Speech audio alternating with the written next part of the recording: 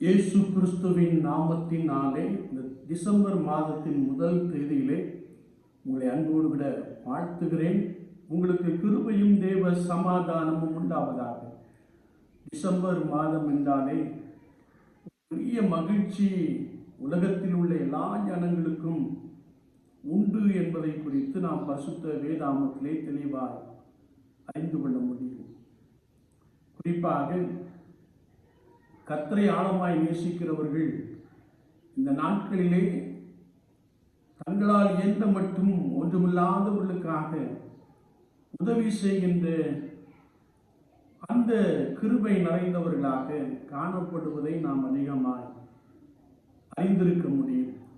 இன்னும் சொல்ல வேண்டும் என்றால், கர்த்தருடைய கிருபையினாலே ஆசீர்வாதத்தை பெற்றுக்கொண்டவர்கள், தொழில் அதிபர்கள், மிஷனரிகள் குடும்பத்திற்கென்றும் மிஷனரி பணித்தளத்திற்கென்றும் தங்களை சுற்றிலும் காணப்படுகிற மிகுந்த ஏழை ஜனங்களுக்கென்றும் உதாரத்துவமாய் கொடுப்பதை, புதிய வஸ்திரம், நல்ல உணவுகள், இன்னும் அநேக காரியங்கள் செய்வதை நாம் மிக தெளிவாக அறிந்திருக்கிறோம்.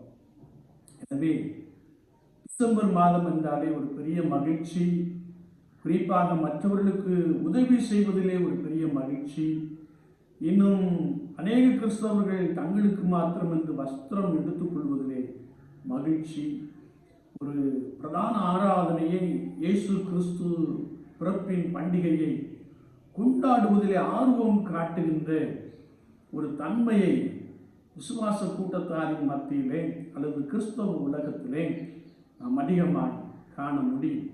எனவே இந்த நாட்களிலே ஏழை ஜனங்களை நினைத்துக் கொள்ளுகிறவர்களுக்காக, அவர்களுக்கு அந்த தாராளமாய் உதவி செய்கின்ற கனவான்களுக்காக, தொழில் அதிபர்களுக்காக, சாதாரண வேலை செய்து கொண்டும் ஏழ்மையான ஜனங்களுக்கு என்று கொடுக்கின்ற சகோதர சகோதரிகளுக்காக ஆண்டவரை அதிகமாக ஸ்தோத்திரிக்கிறோம். தங்களுடைய மகிழ்ச்சியை, கிறிஸ்து பிறப்பின் மகிழ்ச்சியை மற்ற ஜனங்களோடு விட பகிர்ந்து கொள்ளுகின்ற இந்த அனுபவத்திற்காக நான் அதிகமாய் ஆண்டவரை ஸ்தோத்திரிக்கிறேன். இந்த நாளிலும் பரிசுத்த லூக்கா எழுதின சுவிசேஷம் 2ஆம் அதிகாரம் 10ஆம் வசனத்தை நாம் வாசிக்கின்ற பொழுது, எல்லா ஜனத்திற்கும் மிகுந்த சந்தோஷம் உண்டாக்கும் நற்செய்தி என்று தேவதூதன் சொல்லுகின்ற ஒரு வார்த்தையை நாம் வாசிக்க முடியும். எல்லா ஜனத்துக்கும் என்று சொல்லுகின்ற பொழுது, to the universe, the whole world, எல்லாத்திலையும் உலகத்தில் வாழ்கிற எல்லா ஜனத்திற்கும் மிகுந்த சந்தோஷம் உண்டாக்கும் நற்செய்தி, good tidings of great joy, பெரிய மகிழ்ச்சியை கொண்டாடுகிற ஒரு நற்செய்தியை குறித்து பரிசுத்த வேதாகமும் நமக்கு மிக தெளிவாக கற்றுக் கொடுக்கிறது. முதலாவதாக, the need of the good tidings. ஆண்டவரை நீங்கள் எடுத்துக்கொள்கின்ற பொழுது, அவர் உலகத்தில் எல்லாவற்றையும் நன்றாய் படைத்தார். It was very good, it was perfect, மிகவும் நேர்த்தியாக படைத்தார் என்ற வார்த்தையை ஆதியாகமத்தின் புஸ்தகம் 1ஆம் அதிகாரத்திலே நாம் 6 விசை வாசிக்க முடியும். ஆண்டவர் எல்லாவற்றையும் நேர்த்தியாய் உண்டாக்கினார், நேர்த்தியாய் படைத்தார். 6 நாட்களிலே இந்த பூமியின் மேலே, வானத்தின் கீழே எல்லாவற்றையும், அந்த சராசரங்கள் முழுமையும் ஆண்டவர் மிக நேர்த்தியாக படைத்து அது நல்லது என்று கண்டார் என்று நாம் வேதத்திலே வாசிக்க முடியும். அப்படி என்றால் உலகத்திலே படைக்கப்பட்டிருக்கிற அத்துணை படைப்புகளையும் படைத்தவர் பார்த்து சொன்னபோது நன்றாய் இருக்கிறது என்று சொன்னார். அப்படி அவர் நன்றாய் இருக்கிறது என்று சொல்லுகின்ற பொழுது, வேதத்திலே நாம் வாசிக்கிறோம், ஆதியாகமத்தின் புஸ்தகம் 1ஆம் அதிகாரம் 31ஆம் வார்த்தையிலே, God saw everything that he had made, and behold, it was very good, மிகவும் நன்றாய் இருந்தது என்று சொன்னார். He created man and woman in his own image. அவர் மனிதர்களையும் தம்முடைய சாயலாகவே படைத்தார் என்று நாம் பரிசுத்த வேதாகமத்தில் மிக ஆழமாக அறிந்து கொள்கிறோம். அப்படி எல்லாவற்றையும் நேர்த்தியாய் படைத்த அந்த உலகத்திலே ஏன் இந்த நற்செய்தி தேவைப்பட்டது என்றால், the history of man was one of the failure. ஆண்டவர் படைத்த படைப்புகளிலே முதல் குடும்பம் அல்லது நம்முடைய சாயலாக படைக்கப்பட்ட மனிதன், மனுஷி ஆகிய இந்த முதல் குடும்பம் ஆண்டவருடைய அந்த விருப்பத்திற்கு மாறாக செயல்படுகின்ற ஒரு அனுபவத்தை நாம் பார்க்க முடியும். ஆண்டவர் எல்லாவற்றையும் படைத்தார். ஏதேன் தோட்டத்தை இன்னும் அழகாய் படைத்தார். அநேக விருட்சங்களை அதிலே வைத்திருந்தார். அதிலே ஆதாமையும் ஏவாளையும் குடும்பமாக கொண்டு போய் விட்டார்.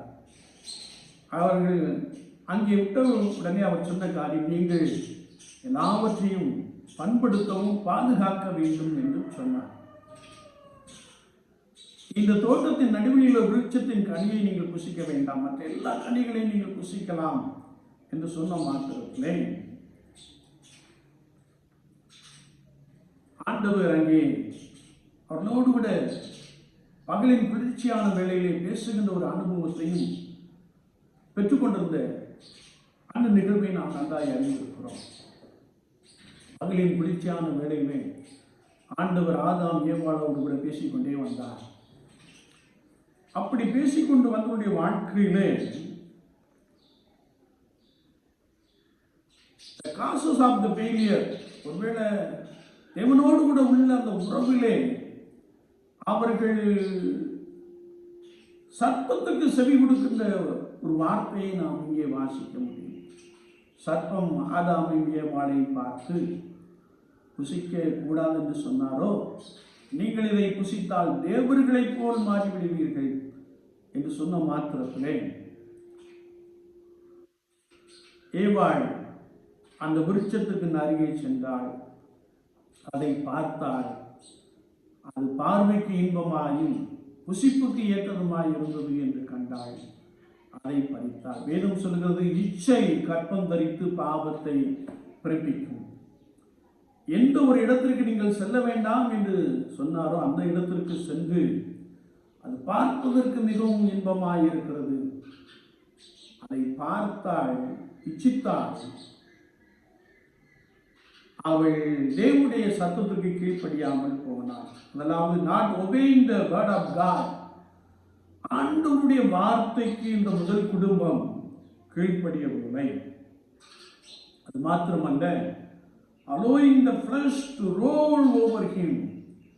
தேவ சித்தத்தை மறந்தவர்களாக, தேவ திட்டத்தை மறந்தவர்களாக சுய விருப்பத்தின்படி செயல்பட்ட ஒரு குடும்பமாக காணப்படுவதை நாம் நன்றாய் அறிந்திருக்கிறோம். அதற்கு காரணம் என்னவென்றால், greed became the dominant motivating force rather than love.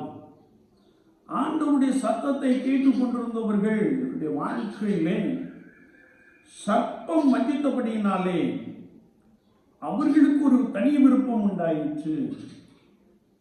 நாம் தேவர்களைப் போல மாறிவிடுவோம் என்ற எண்ணம் அவர்களுக்கு உண்டாயிற்று. எனவே கீழ்ப்படியாமையினாலே அவர்கள் பாவம் செய்தார்கள். அல்லது தன்னுடைய மாம்சத்தின் விருப்பத்தின்படி அல்லது சுய எண்ணத்தின்படி நடந்தார்கள். மாத்திரமல்ல, fighting and wars are inevitable consequence pandemic. அது மாத்திரமல்ல, ஒரு மனிதனுக்குள் அது ஒரு மனுஷனுக்குள் போர் செய்கின்ற ஆவி என்று நாம் எடுத்துக்கொள்ள முடியும். இவருடைய உலகத்தை நாம் பார்க்கின்ற பொழுது ஒருவரை ஒருவர் மேற்கொள்ள வேண்டும் என்ற எண்ணத்தினாலே நடைபெறுகின்ற போர்கள், நடைபெறுகின்ற சண்டைகள், அது நிமித்தமாய் உண்டாகின்ற வியாதிகள், பஞ்சங்கள் எல்லாம் மனிதன் தன்னுடைய சுய விருப்பத்தை நிறைவேற்ற செயல்பட்டபடினாலே இவைகள் எல்லாம் ஆயிற்று என்று நாம் அறிந்து கொள்ள முடியும். இப்பவும் நான் காண்கிற உலகம் கிட்டத்தட்ட உக்ரைன் ரஷ்யா போர் 1000 நாட்களுக்கு மேலாக நடைபெற்றுக் கொண்டிருக்கிறது. பெரிய அழிவை பார்க்க முடிகிறது. அது மாத்திரமல்ல, Israel Hamas, Israel Palestine, Israel Iran என்று சொல்லி இஸ்ரேல் தேசத்தை சுற்றியுள்ள நாடுகள் இஸ்ரேலை நெருக்குவதையும் அது நிமித்தமான பேரழிவையும் உயிர் சேதங்களையும் பஞ்சங்களையும் நாம் கேள்விப்பட்டுக் கொண்டே இருக்கிறோம். இவையெல்லாம் எதனால் உண்டாகிறது என்றால், மனிதன் தேவனுடைய திட்டத்தை விலகி தன்னுடைய சுய விருப்பத்தை செயல்படுத்த நினைப்பதினாலே உண்டாகின்ற அழிவை, பேரழிவை நாம் பார்த்து கொண்டே இருக்கிறோம். ரோமாபுரியார்கள் நிருபம் 8ஆம் அதிகாரம் 22ஆம் வசனத்தை நாம் வாசிக்கின்ற பொழுது, the whole creation has been groaning together in the pains of childbirth until now. நமக்கு தெரிந்திருக்கிறபடி இதுவரைக்கும் சர்வ சிருஷ்டியும் ஏகமாய் தவித்து பிரசவ வேதனைப்படுகிறது என்ற ஒரு வசனத்தை நாம் வாசிக்க முடியும். ஒருவேளை நாம் அமைதியான ஒரு சூழ்நிலையிலே இருக்கிறோம். ஆனால் இதே வேளையில் உக்ரைனையோ, ரஷ்யாவையோ, இஸ்ரேலையோ, ஹமாஸ் பகுதியோ, பாலஸ்தீனையோ, ஈரானையோ, இன்னும் சில நாடுகளையோ நாம் எடுத்துக்கொள்ளுகின்ற பொழுது மரண வேதனை, மரண கூக்குரல்கள், கை கால் இழந்தவர்களாக தவிக்கின்ற ஒரு நிலைமையை நாம் பார்க்க முடியும். உலகம் முழுவதும் இவ்விதமான ஒரு தவிப்பிலே காணப்படுகிறதை குறித்து வேதம் நமக்கு தெளிவாய் கற்றுக்கொடுக்கிறது. ஒருவேளை போர் நடக்கின்ற இடத்திலே ஒரு விதமான சூழ்நிலை, மிகவும் கொடூரமான ஒரு சூழ்நிலை. இன்னும் பல இடங்களை நாம் பார்க்கின்ற பொழுது அக்கிரமக்காரர்கள் எழும்பி செயல்படுகின்ற ஒரு சூழ்நிலை. இன்னும் உலக வாழ்க்கையை நாம் பார்க்கின்ற பொழுது இயற்கை சீற்றத்தினால் உண்டாகின்ற சூழ்நிலை. அது மாத்திரமல்ல, மனிதனை ஏமாற்றி வஞ்சித்து செயல்படுகின்ற ஒரு சூழ்நிலை.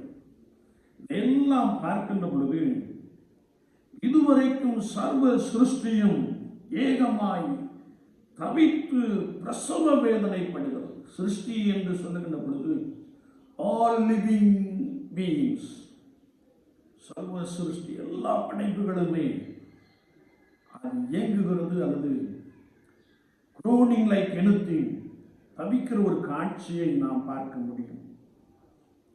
ரோமர் 3:23 நாம் வாசிக்கின்ற பொழுது, for all have sinned and fall short of the glory of God. எல்லாரும் பாவம் செய்து தேவ மகிமை அற்றவர்களாகி என்ற ஒரு வசனத்தை நாம் வாசிக்க முடியும். எல்லாரும் பாவம் செய்து தேவ மகிமையற்றவர்களாகி இந்த வார்த்தை ஒவ்வொரு மனிதனும் தன்னுடைய சுய விருப்பத்தை, தன்னுடைய சுய எண்ணத்தை நிறைவேற்ற விரும்புகின்ற பொழுது மனிதன் தேவ திட்டத்தையும் தேவ சுத்தத்தையும் விட்டு விலகி விடுகிறவனாக காணப்படுகிறான். சுயநலம் நிறைந்த ஒரு மனிதனாய், மனுஷியாய் மாறிவிடுகின்ற ஒரு காட்சியை நாம் பார்க்க முடியும். எனவே தேவன் எல்லாவற்றையும் நேர்த்தியாய் படைத்திருந்தார். ஆனால் படைக்கப்பட்டதிலே மனுக்குலம் தேவ சத்தத்தையும் தேவ சுத்தத்தையும் தேவ திட்டத்தையும் விட்டு விலகினபடினாலே அங்கே அந்த நற்செய்தி இந்த உலகத்திற்கு நமக்கு அது தேவையாக இருக்கிறது என்பதை நாம் நன்றாய் அறிந்து கொள்ள முடியும். எனவேதான் தேவதூதன் சொல்லுகிறார், எல்லா ஜனத்திற்கும் மிகுந்த சந்தோஷம் உண்டாக்கும் நற்செய்தி, good tidings to the whole world. எல்லா ஜனத்திற்கும் சொல்லுகின்ற ஒரு வார்த்தையை நாம் வாசிக்க முடியும். இரண்டாவதாக, the effect of the good tidings. ஒருவேளை எல்லா ஜனத்திற்கும் மிகுந்த சந்தோஷம் உண்டாக்கும் நற்செய்தி என்ற வார்த்தை பெரிய மகிழ்ச்சியை கொடுக்கிறது. a great joy. Man was to be released from his own prison மனுக்குலம் தன்னுடைய சுய விருப்பத்தை நிறைவேற்றுவதிலிருந்து விடுதலை பெற வேண்டும் அல்லது தேவ சுத்தத்தை அறிந்து கொள்ள வேண்டும் என்ற ஒரு நற்செய்தி. கலாத்தியர் 5:19 நாம் வாசிக்கின்ற பொழுது, மாம்சத்தின் கிரியைகள், மனிதன் தன்னுடைய சுய விருப்பத்தின்படி செயல்படுகின்ற செயல்பாடுகள் என்னவென்றால் விபச்சாரம், வேசித்தனம், அசுத்தம், காமவிகாரம், விக்கிரக ஆராதனை, வெள்ளி சூனியம், பகைகள், விரோதங்கள், வைராக்கியங்கள், கோபங்கள், சண்டைகள், பிரிவினைகள், மார்க்க பேதங்கள், பொறாமைகள், கொலைகள், இன்னும் வெறிகள், களியாட்டங்கள். எந்த ஒரு மனிதன் மாம்சத்தில் செயல்படுகிறானோ, எந்த ஒரு மனிதன் தேவனுடைய சித்தத்தையும் திட்டத்தையும் விலகி காணப்படுகிறானோ, அவன் வாழுகின்ற சமுதாயத்திலே மிகவும் மோசமான ஒரு நிலைமையிலே காணப்படுகிற அனுபவத்தை குறித்து நாம் கலாத்தியர் 5:19 வாசிக்க முடியும். மாம்சத்தின் கிரியைகள் வெளியரங்கமாக இருக்கிறது என்று வேதம் சொல்லுகிறார். ஆனால் இந்த நற்செய்தி இவ்விதமான செயல்பாடிலே கிடக்கின்ற ஜனங்களை அல்லது அடிமைத்தனத்திலே கிடக்கின்ற ஜனங்களை அதிலிருந்து வெளியே கொண்டு வருவதற்காக இயேசு கிறிஸ்து என்னும் இரட்சகர் உலகத்திலே வெளிப்பட்டார். அவருடைய பிறப்பு மிகப்பெரிய நற்செய்தியாக காணப்படுகிறது. ஆபத்திலிருந்து விடுதலை, மோசமான செயல்பாடுகளிலிருந்து விடுதலை, அது மாத்திரமல்ல, விரோதங்கள், வைராக்கியங்கள், கோபங்கள், சண்டைகள், மார்க்க பேதங்களிலிருந்து விடுதலை கொடுக்கும்படியாக தேவகுமாரனாகிய இயேசு கிறிஸ்து பூமியிலே வந்தார். எனவே தான் வேதம் சொல்லுகிறது, கிறிஸ்து என்னும் இரட்சகர், மீட்பர், விடுவிக்கிறவர், கிரேட் சால்வேட்டர். இது நாம் வேதாந்தத்திலே மிக தெளிவாக அறிந்து கொள்கிறோம். அப்படி விடுதலை பெற்றவர்கள் கலாத்தியர் 5:22 சொல்லப்பட்டபடி ஆவியின் கனி என்ற வார்த்தையின்படி அன்பு, சந்தோஷம், சமாதானம், ஈடிய பொறுமை, தயவு, நற்குணம், விசுவாசம், சாந்தம், இச்சை அடக்கம் உள்ளவர்களாக வாழுவார்கள்.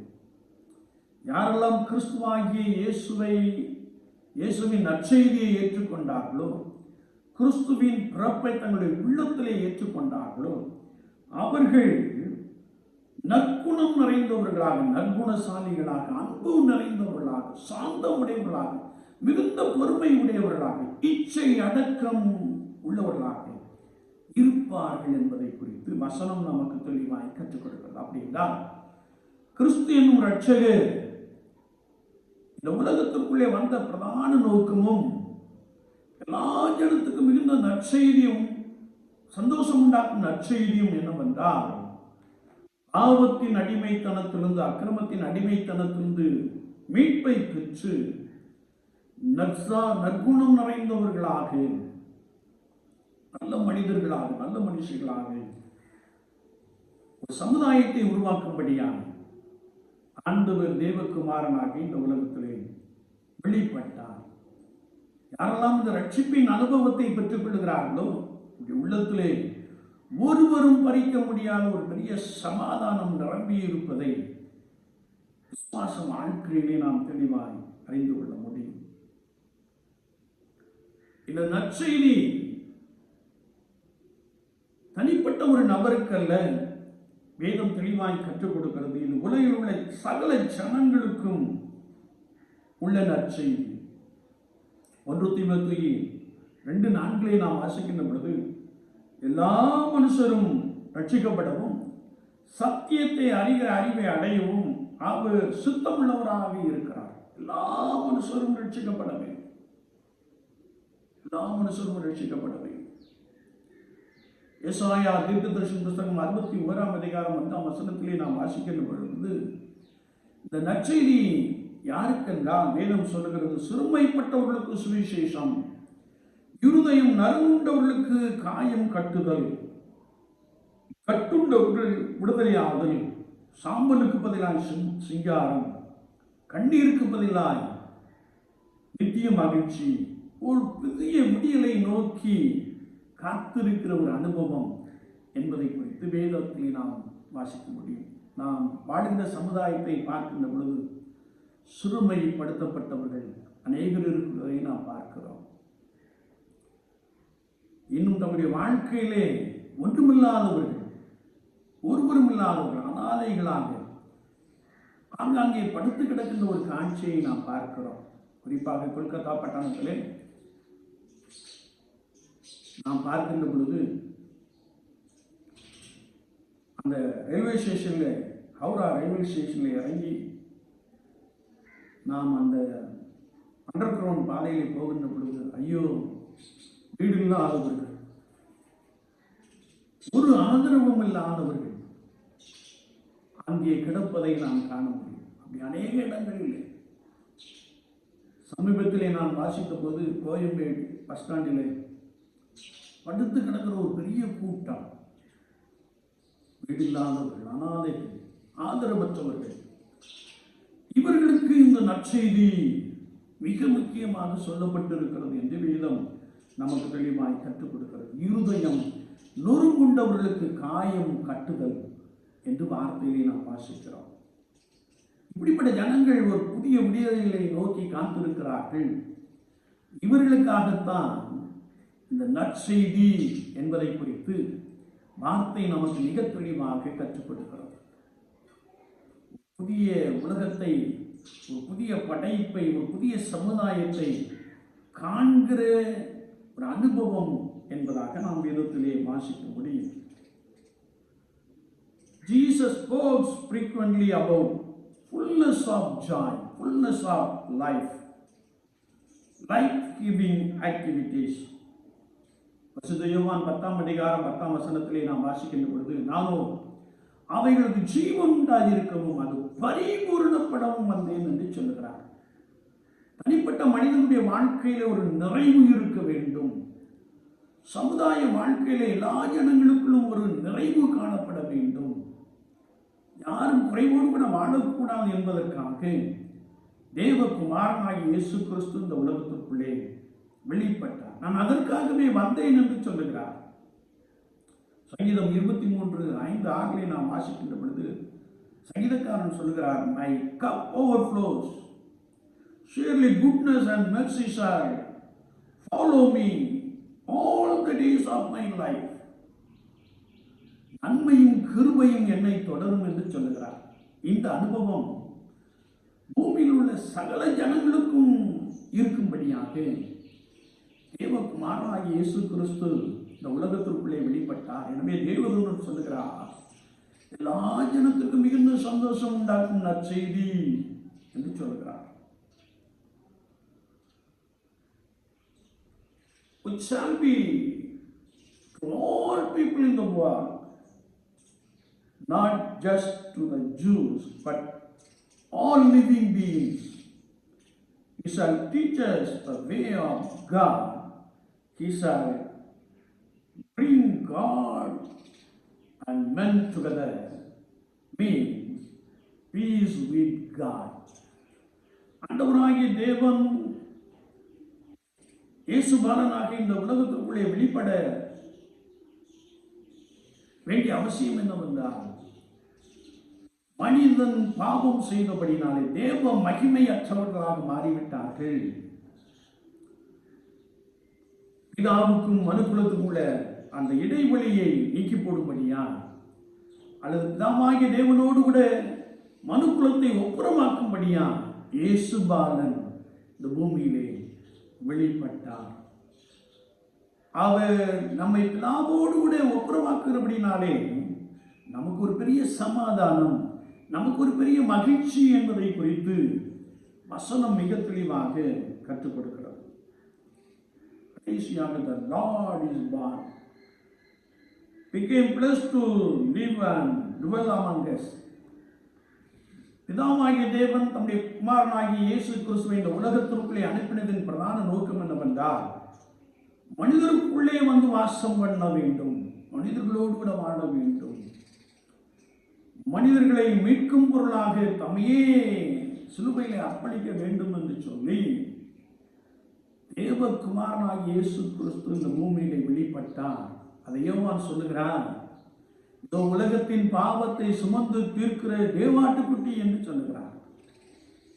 இதை கேட்டுக்கொண்டு இருக்கிற என் அன்பு தெய்வ ஜனமே, இயேசு கிறிஸ்துவின் பிறப்பானது சகல ஜனங்களுக்கு மீட்பை உண்டு பண்ணும்படியாய், ரட்சிப்பை உண்டு பண்ணும்படியாய், பாவத்திலிருந்தும் சாபத்திலிருந்தும் வியாதியிலிருந்தும் கட்டுகளிலிருந்தும் விடுதலையை பெற்றுக் கொள்ளும்படியாய் தேவகுமாரனாகிய இயேசு கிறிஸ்து இந்த உலகத்திற்குள்ளே கடந்து வந்தார். அது மாத்திரமல்ல, new day for mankind is dawning. யாரெல்லாம் அவரை சொந்த ரட்சகராக ஏற்றுக்கொள்கிறார்களோ அவர்களுக்கு ஆண்டவர் ஒரு பெரிய விடுதலையை கொடுக்கிறார், ஒரு புதிய விடியலை உண்டாக்குகிறார். அவருடைய வாழ்க்கையிலே பெரிய சந்தோஷம், ஒரு பெரிய மகிழ்ச்சியை கொடுக்க அவர் வந்தார் என்று நாம் விசுவாச வாழ்க்கையின் அனுபவத்திலே பலமாய் அறிந்து கொள்கிறோம். குட் ஐடியாஸ் நற்செய்தி என்னவென்றால், சேவியர் இஸ் பார்ன், கிறிஸ்து என்னும் ரட்சகர் உங்களுக்கு பிறந்திருக்கிறார். மெசாயா இஸ் பார்ன், நம்மை இந்த உலகத்திலே ரட்சித்து அவருக்கேற்ற வழியிலே நம்மை நடத்தி நமது இரண்டாம் வருகையிலே அவரோடு கூட நம்மை இணைத்துக் கொள்ளும்படியாக மேசியாவாக அவர் வெளிப்பட்டார் என்று பசுத்த வேதாகம் மிக தெளிவாக கற்றுக் கொடுக்கிறது. ஏனென்றால் நம்பிக்கை இல்லாத இந்த உலகத்திலே உங்களுக்கும் எனக்கும் ஒரு பெரிய நம்பிக்கையை கொடுக்கும்படியாக, ஒரு புதிய உணர்வை கொடுக்கும்படியாக, புதிய சிந்தையை கொடுக்கும்படியாக மேசியா இயேசுபாலன் இந்த உலகத்திற்குள்ளே கடந்து வந்தார். மாத்திரமல்ல, he shall lead into a new life. அவர் நம்மை ஒரு புதிய அனுபவத்திற்குள்ளே, ஒரு புதிய வாழ்க்கைக்குள்ளே அழைத்து செல்லும்படியாய் கடந்து வந்தார் என்று வார்த்தை நமக்கு தெளிவாய் கற்றுக் கொடுக்கிறார். இதை கேட்டுக்கொண்டு இருக்கிற என் அன்பு தெய்வ ஜனமே, என் அன்பு சகோதரனே, ஒருவேளை இந்த உலக வாழ்க்கையிலே நீ மிகவும் அடிமைத்தனத்திலே, பாவத்தின் அடிமைத்தனத்திலே, ஐயோ இந்த பாவத்திலிருந்து என்னால் வர முடியவில்லை என்று சொல்லி பாவத்தின் அடிமைத்தனத்திலே கிடக்கலாம், அல்லது குடித்து குடித்து அதற்கு அடிமையாக கிடக்கலாம், சிறுமைப்பட்ட அனுபவத்திலே நீ காணப்படலாம். ஐயோ என்னை என் மீது அன்பு செலுத்த யாரும் இல்லையே என்று சொல்லி ஏங்குகிற ஒரு நபராய் காணப்படலாம், அல்லது சரீரத்திலே பாடுகளோடும் வேதனைகளோடும் நிறைந்த ஒரு அனுபவத்திலே நீ நின்று கொண்டிருக்கலாம். ஐயோ சாபம், முற்பிதாக்களின் சாபம் என்னை தொடர்கிறதே என்று சொல்லி நீ கலங்கி கொண்டிருக்கிற ஒரு நபராய் காணப்படலாம். ஆண்டவர் உனக்குத்தான் இந்த நற்செய்தியை கொடுக்கிறார். ஆண்டவர் உன்னை விடுவிக்கும்படியாய் கிறிஸ்து என்னும் ரட்சகர் உன்னை விடுவிக்கும்படியாய், உனக்கு ஒரு புது வாழ்வு கொடுக்கும்படியாய், விடுதலை வாழ்வு கொடுக்கும்படியாய், பாவத்திலிருந்தும் சாபத்திலிருந்தும் வியாதியிலிருந்தும் உன்னை மீட்கும் பொருளாக தம்மையே சிலுவையிலே அர்ப்பணிக்க அவர் இந்த உலகத்திற்குள்ளே கடந்து வந்தார். இயேசுவை நீங்கள் சொந்த ரட்சகராக ஏற்றுக்கொண்டால் வாழ்க்கையிலே மிகப்பெரிய ஒரு மகிழ்ச்சி காணப்படும். சஞ்சலம் தவிப்பும் ஓடிப்போம், பாவ சுபாவங்கள் உங்களை விட்டு ஓடிப்போம், சமாதானம், ஒரு மன நிறைவு, ஒரு நிம்மதி உங்களுடைய வாழ்க்கையிலே நிறைவாய் காணப்படும் என்று வார்த்தை நமக்கு தெளிவாய் கற்றுக் கொடுக்கிறது. எனவேதான் கிறிஸ்து என்னும் ரட்சகர் உங்களுக்கு பிறந்திருக்கிறார். உங்களுக்கு இந்த வார்த்தை எல்லா ஜனத்துக்கும் மிகுந்த சந்தோஷம் உண்டாக்கும் நற்செய்தியாய் அவர் நம்மத்திலே இறங்கி வந்திருக்கிறார். இயேசுபாலனை நாம் அந்த நம்பிக்கையோடு கூட அவரை தரிசிப்போம், அவரை தொழுது கொள்ளுவோம், அவரை நம்முடைய வாழ்க்கையிலே, வாழ்க்கை என்னும் படகிலே, நம்முடைய இருதயத்திலே சொந்த ரட்சகராக ஏற்றுக்கொள்ளுவோம்.